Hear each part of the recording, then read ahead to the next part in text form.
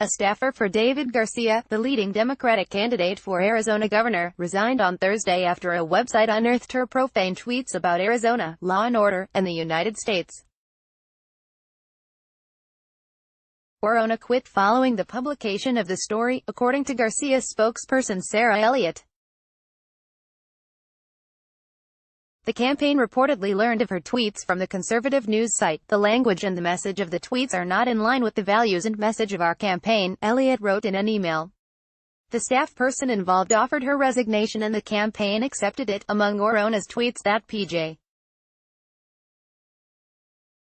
Media dug up, an open letter to Arizona, "Fuck you," Orona tweeted on the evening of Election Day in 2012. "Law and order is the smokescreen that bigots hide their hate behind. Remember that when you hear talk of enforcement," Orona tweeted on September 5, 2017.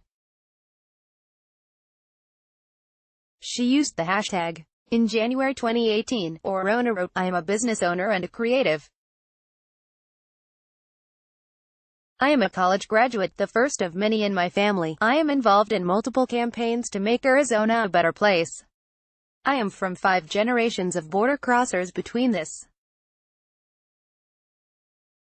Xenia Orona, Twitter. Following the word "shithole" was an emoji of the American flag. "ICE is abusive and needs to be abolished," Orona tweeted in May 2018, with the hashtag. Media reported. Orona could not be reached for comment. Her Twitter account is set to private, although an archived snapshot of her page from the Wayback Machine shows that it was public as recently as July 22. The tweets in question ranged from several months to several years old.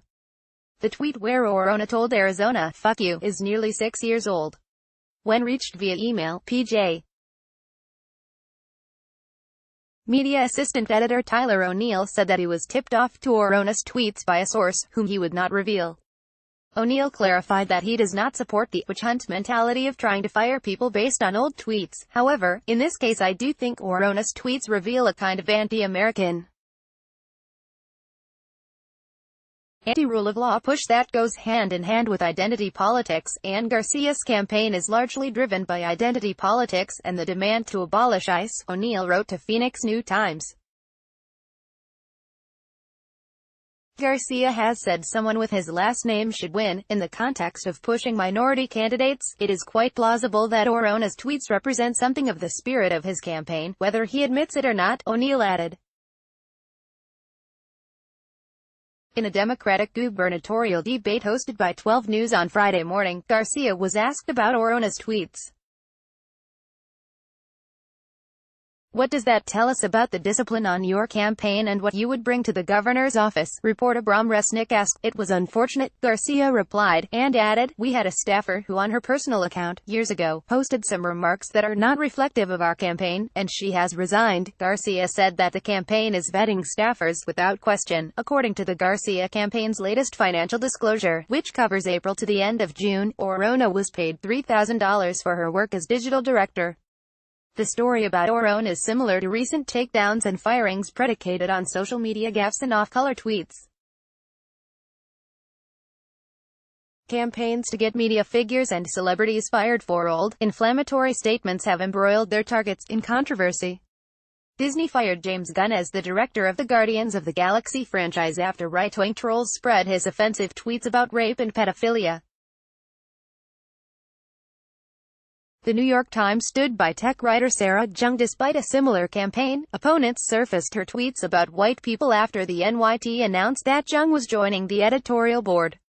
Orona isn't a public figure herself, but opponents of Garcia's have weaponized her bad judgment to attack the gubernatorial candidate's credibility.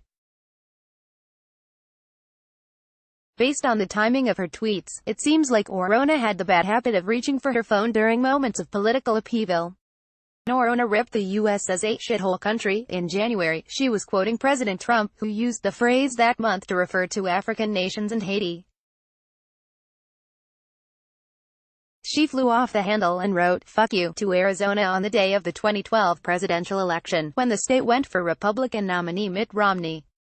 And Orona wrote her tweet casting "law and order" as a smokescreen that bigots hide their hate behind, on the same day that the Trump administration announced it was rescinding DACA. Arizona conservatives who support Governor Doug Ducey seized on Orona's tweets as soon as PJ Media hit publish. Daniel Scarpinato, a spokesperson for Ducey's re-election campaign, wrote on Twitter that Orona's language was uncalled for. JP Twist, Ducey's campaign manager, wrote, "So we are supposed to believe that David Garcia never vetted the social media of the person he hired to do his social media? Really?" And in an email to New Times, Ducey campaign spokesperson Patrick Tack said, "It's extremely troubling. Someone with these views would be employed by David Garcia's campaign. Garcia wants to be governor, and lead the Department of Public Safety. He should be standing up for law enforcement, not employing people who attack them with vile words," Tack wrote.